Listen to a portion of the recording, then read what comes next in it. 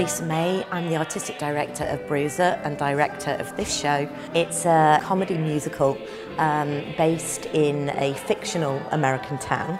We have a really great pool of musical theatre voices in Northern Ireland. So I wanted to cast locally, and when I came across this script I just went, oh, it's like it's written for us. Firstly, the story is beautifully written. It was workshopped with the devisers and then over the years has kind of been developed with new audiences and things were added in and taken out, what have you. It's tricky in the fact that we're not Americans, therefore things that would be relevant to us are not necessarily relevant to an American. I mean, they do recommend, the original creators, that you try and make it for the audience that are going to see it, and we are really pushing that and try and make it update it to local events or international events in this case. Things that are in the news that we can, you know, adapt for our own show. We auditioned in December. We also did a set of auditions just after Christmas.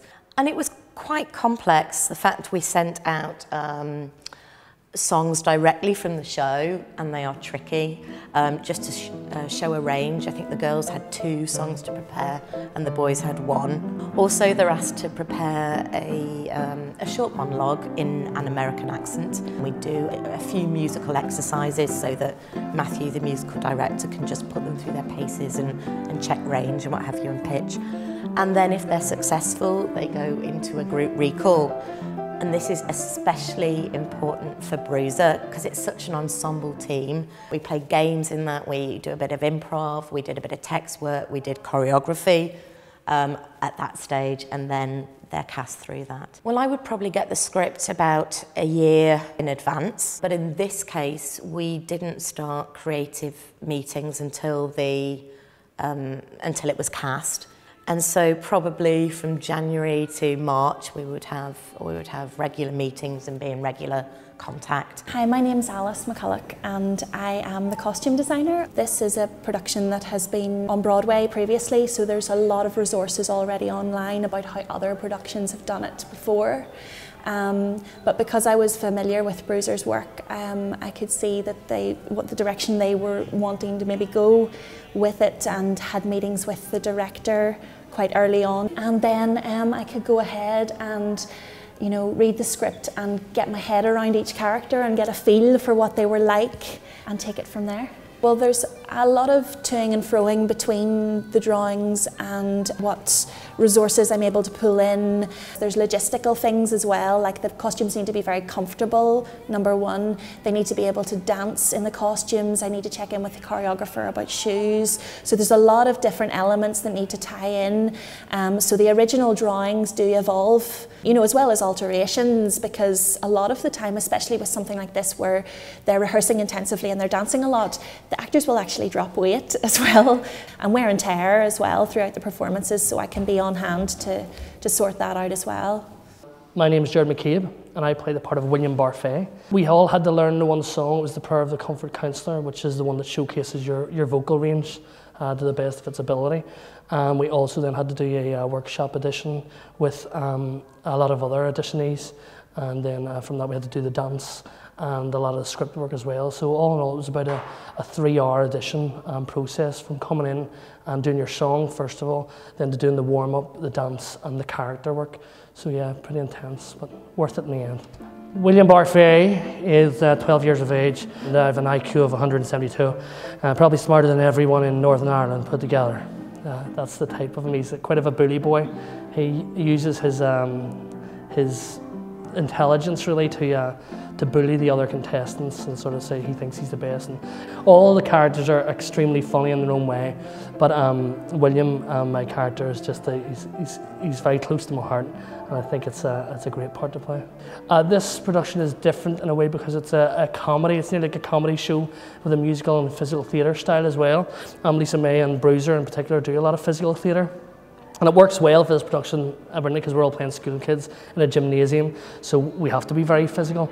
But in particular, I use a sort of like the character comedy technique, which is used by the likes of Mr. Bean and stuff, or Rowan Atkinson to play Mr. Bean. The character comedy technique that I use sort of comes from that style, where you create a character and then go with it every time. Even closer to home, John Lennon would create May McFetridge every time, so you'd always see him out. You probably wouldn't even recognise May McFetridge whenever he's not in character, and likewise we try to do the same thing here, that when we're in the rehearsal room we take on the character for the whole time. I'm Fiona Carty. I was contacted by my agent. It was the first audition that I did after I graduated from training. So I live in London at the moment, so I travelled over in early December, and I did the whole casting process in one day. So I was kind of waiting around Belfast to see if I got a recall.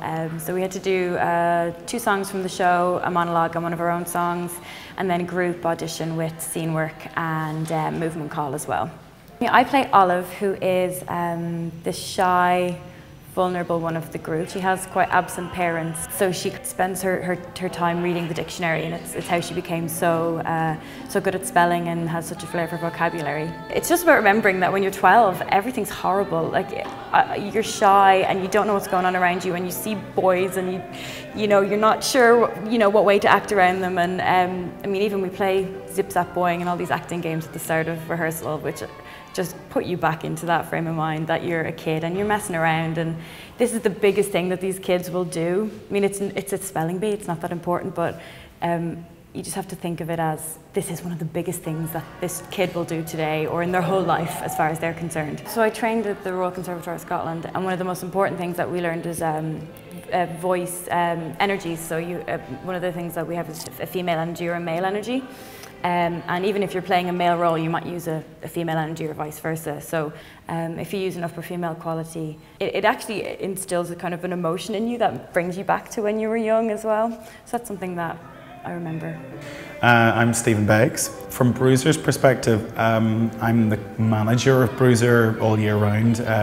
Myself and Lisa May are the 2 permanent members of the company, and so my overall responsibilities are kind of year-round there. And then when it comes to this production, I have a very more practical, hands-on production manager role there. In pre-production, before we actually got into rehearsals here, I would have been responsible for making sure that all the preparation for rehearsals, that everything was running smoothly between Bruiser and the MAC. I did all the organising of the audition process. I would have been the one sort of liaising with the agents and getting audition spaces and rehearsal rooms and all that kind of thing. Normally, you would bring in an external production manager, but because I'm doing a lot of this work anyway, in my role as company manager, it's not a big step up for me necessarily to take on those more hands-on aspects. And myself and Lisa really are there from the beginning of every Bruiser production. From a production management point of view, you're talking about the run-up to the rehearsal process,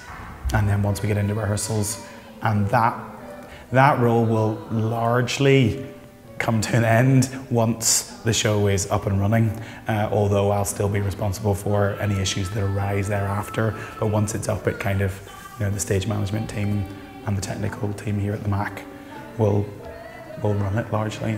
Early on, we put together like a 3-year program of work, and this would have been one of the ones in our 3-year program. And then I suppose after that stage, then there's the casting process. It depends with the touring production. You're organising the tour very far in advance as well. You have a tour booked well before you would cast a play. But with this being a co-production, it is at the MAC for the entire run of the show, 3 weeks in the main house here. And then rehearsal process. And Bruiser has a very collaborative way of working in terms of, we pick people because of their creativity and because of what we think they would bring to that process, and that they would be people that would be willing to try X number of ideas, not be worried about throwing out the ones that didn't work, or too precious about throwing out the ones that didn't work, and but giving everything a go. I'm always given a lot of artistic input into the company, which I'm not sure everyone in my position in other companies might necessarily have, and that's always, I'm delighted about that,